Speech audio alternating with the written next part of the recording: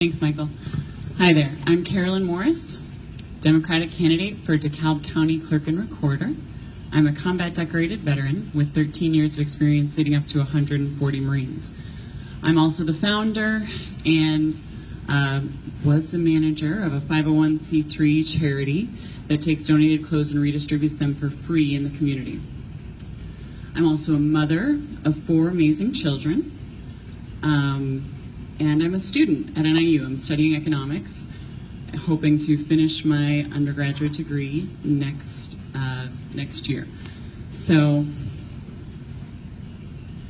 the last job that I held in the Marine Corps was as future operations and planning manager for a unit, a company size unit, and I really loved it. I was absolutely passionate about seeing the every operation through from start to finish and putting all the pieces together and coordinating all the elements that were required to make that happen.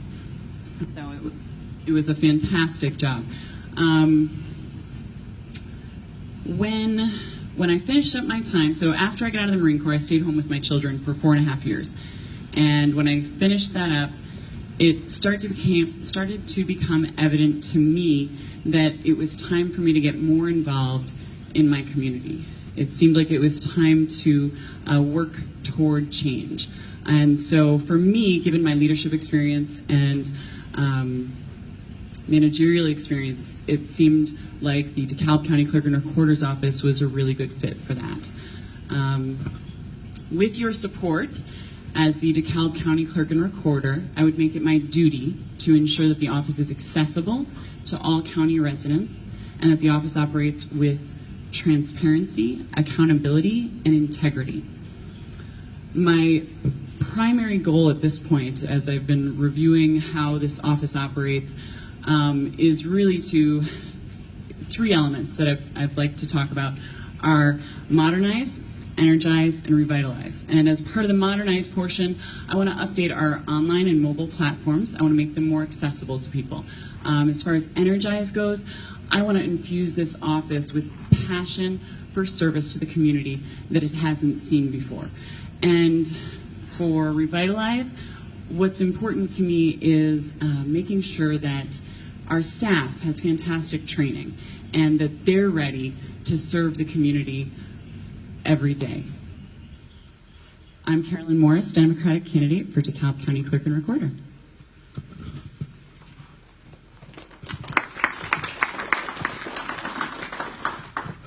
Good evening, everyone. I'm Doug Johnson, the DeKalb County Clerk and Recorder. I was appointed in 2013 and I was elected in 2014, and I have served 4 years of elected office. I have a total of 5 years in the office. I came from Sandwich, Illinois, where I was raised on a farm south of the DeKalb County border in LaSalle County. And then when I went through high school, I went to Kishwaukee College. I was then in the military, in the Army for 3 years. I came home to farm for a few years, met my wife Susan, and got married. We have 3 children, grown adult children. My daughter's engaged and getting married in March, and we're thrilled. I really enjoy working for the people of DeKalb County. I've enjoyed this position. I feel that my knowledge and experience in the position really helps the county.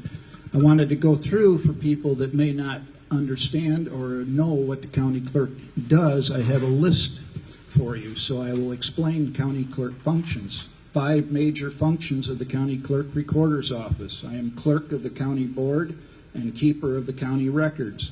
I'm the chief election officer for the county. I'm the keeper of vital records, birth, death, and marriage records. The compilation of property taxes and redemption of delinquent taxes is part of my office. We also, the recorder side, maintain all the land records for the county. The office of the county clerk operates under the laws and statutes of the state of Illinois and is one of 3 county-level offices that is commissioned by the governor. Some other duties of the county clerk's office are assumed names, notary services, passports, raffle and poker run licenses, liquor licenses, We administer the Veterans Honor Roll, and then we also put out the county reference and yearbook. The county clerk recorder's office has 12 employees that I oversee. When doing all of these duties and lists that I just went through, I will follow the law. That is one of my major points. The county clerk's office cannot just do what they want. They have to follow the law. I'm a clerk. My job is to do what the law says. I will be conservative with taxpayers' money. Whenever making decisions for equipment, staff, procedures, I will be conservative with the taxpayers' money. It's your money. When technology is involved, a lot of times we get new services and vendors coming in trying to sell us something. One of the first things I look at is, will it work? Is it secure? Has somebody else used it so that I can contact them and talk to them? I talk to clerks all over the state of Illinois. So if technology works, I will put it in place. One of the most important things, and this is what's going on tonight and elections, is that I want to run safe, secure, and trouble-free elections for all DeKalb County residents. And I believe in the last 5 years I've done that.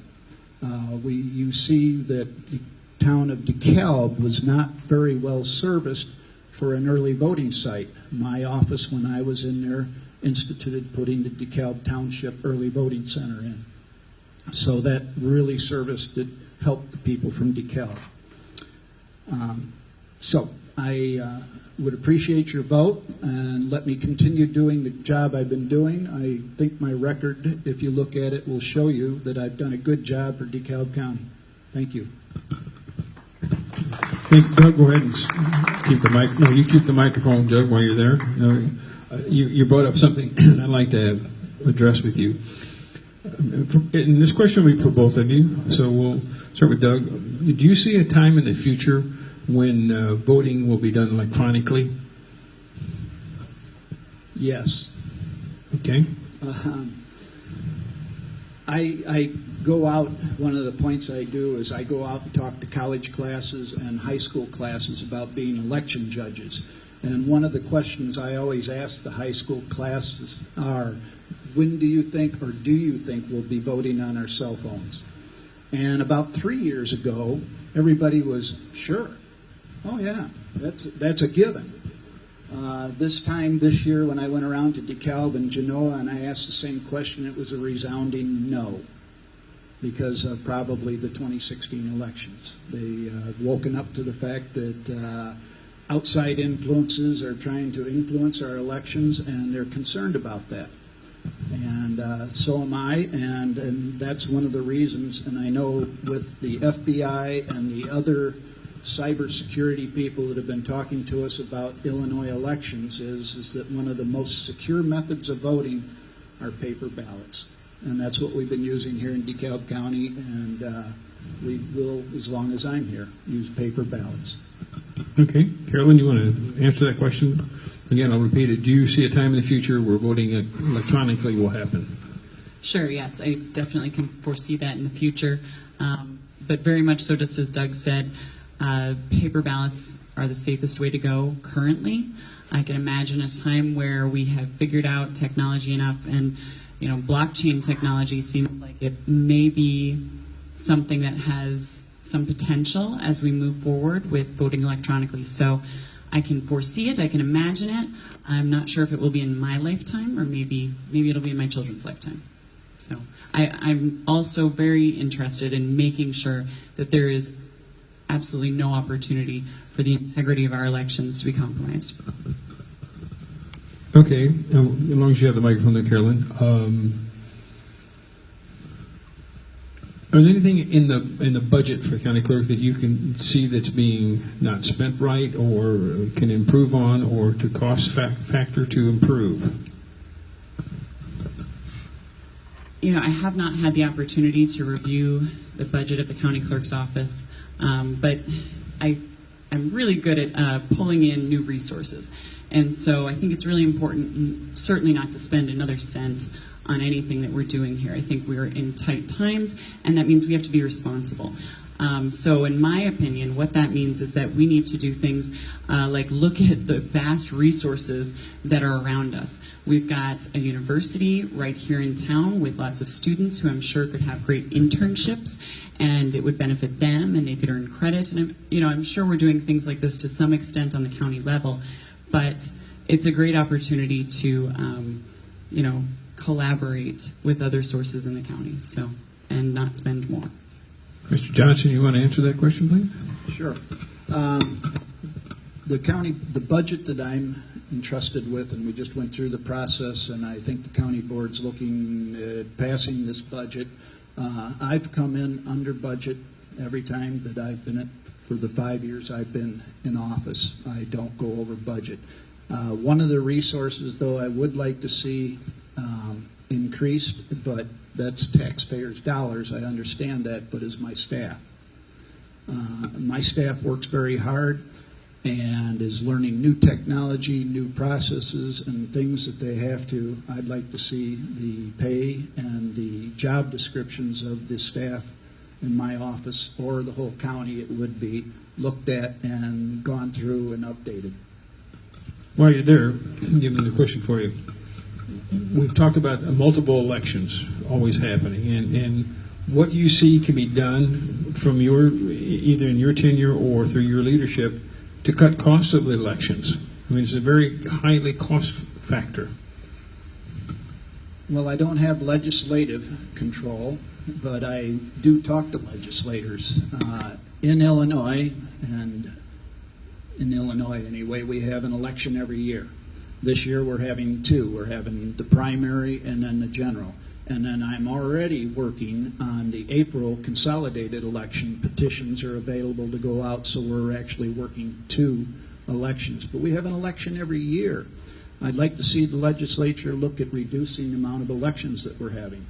A lot of people come to me and they're not pleased with closed primaries and having to declare party. I think that maybe the legislators should look at open primaries. I know some states have it. I've not looked at it, and I don't know the details of it. But some of these things need to be looked at on how many elections we have.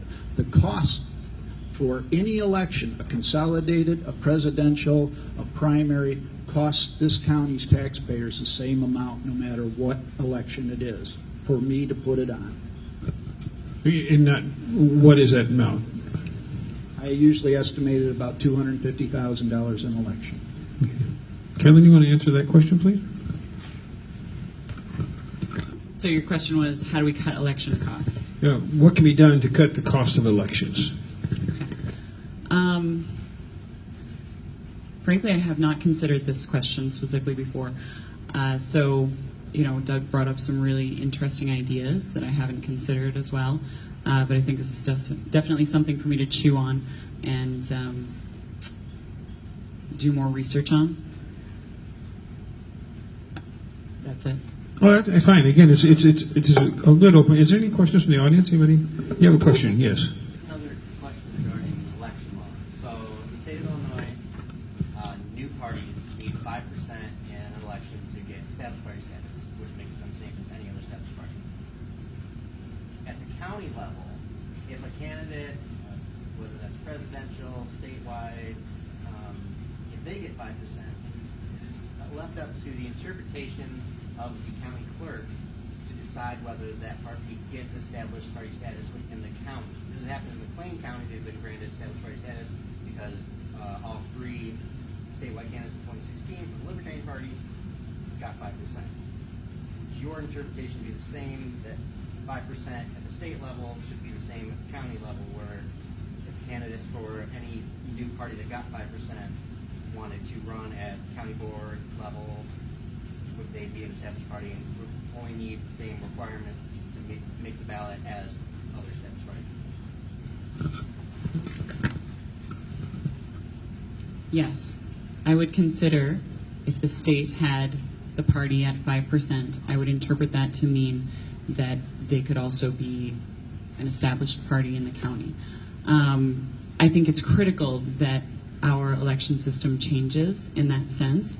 I think that The problem we have right now with American politics is that there aren't enough choices. People don't have the opportunity to pick who they want. And there are different ways of doing our elections than simply what we have right now, which is called first past the post. It's overly simplified. We only allow the option of 2 people.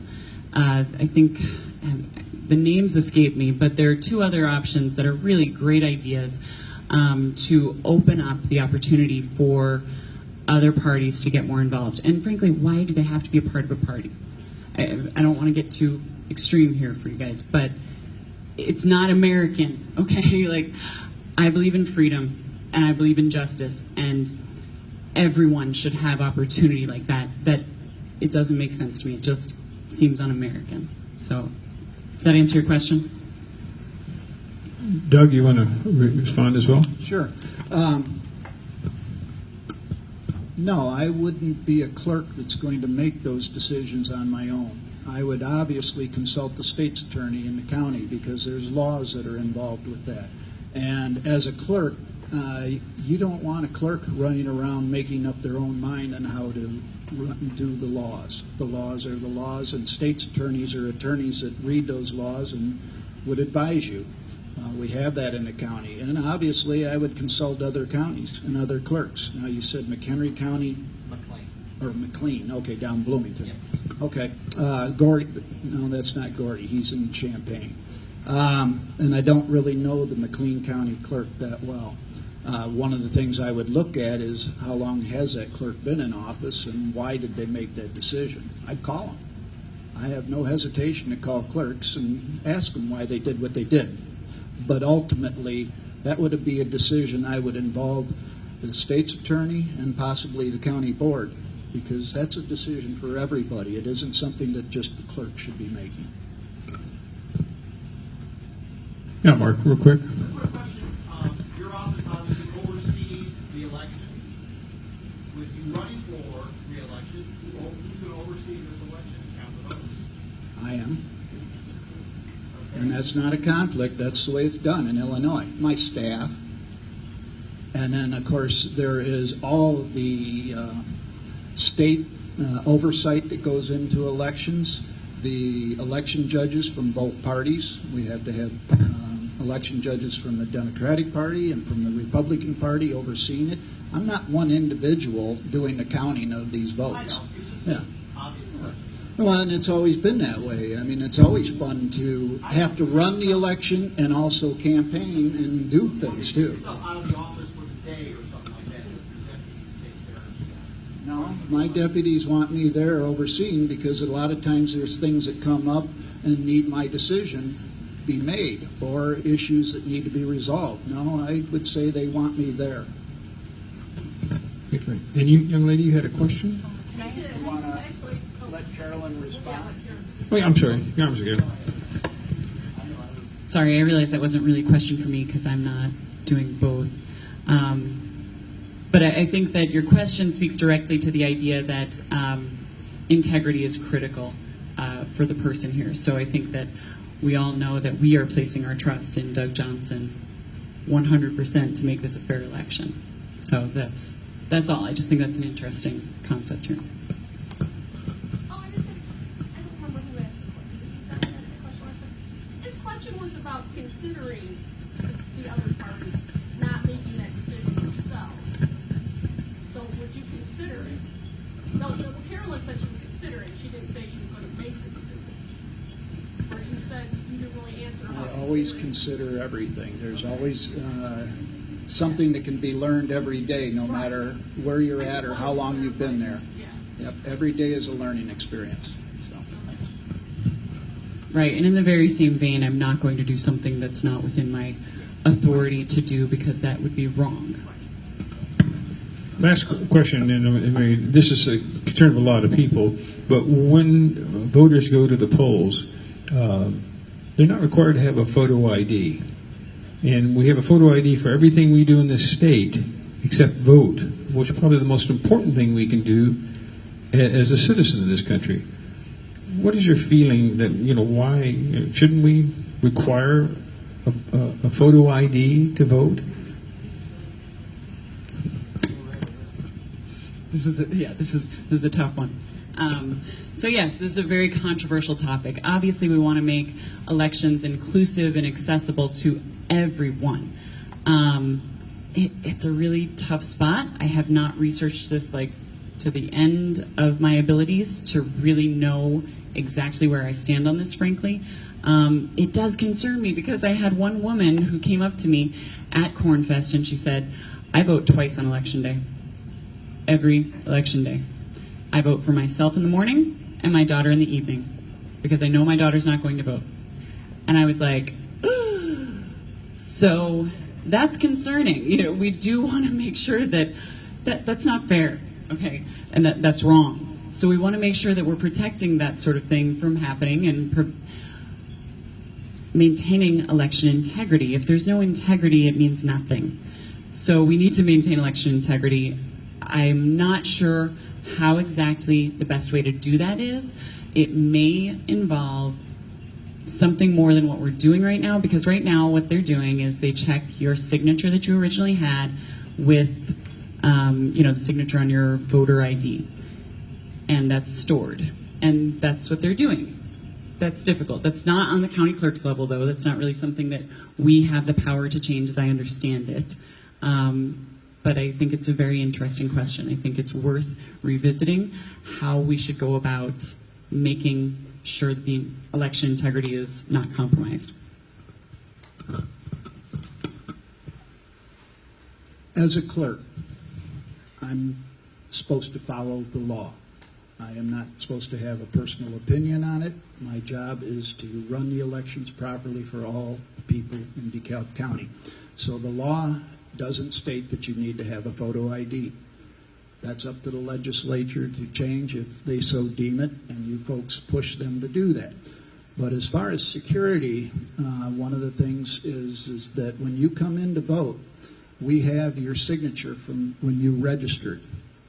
And that signature is scanned and in our system, and it is produced on an application that when you come in and tell the judge who you are, they ask you, is your name this and is your address this? And you are to respond to that judge. That's one check. The second check is that you have to sign, and your signature needs to match.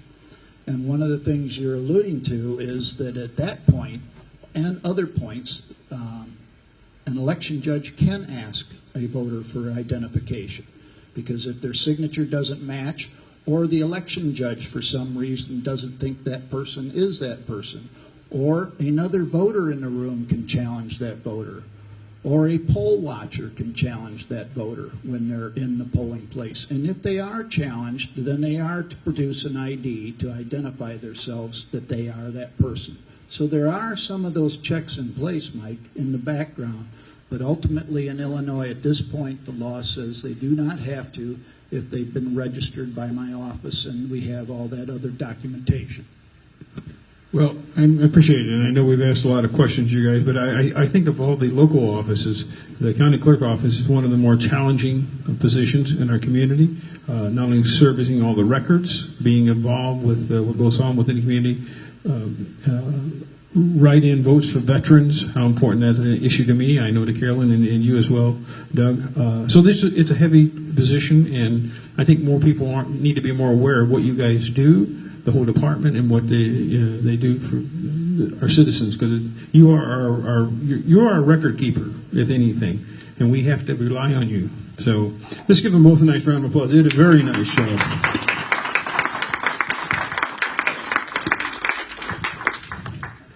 Well, we're going to move on to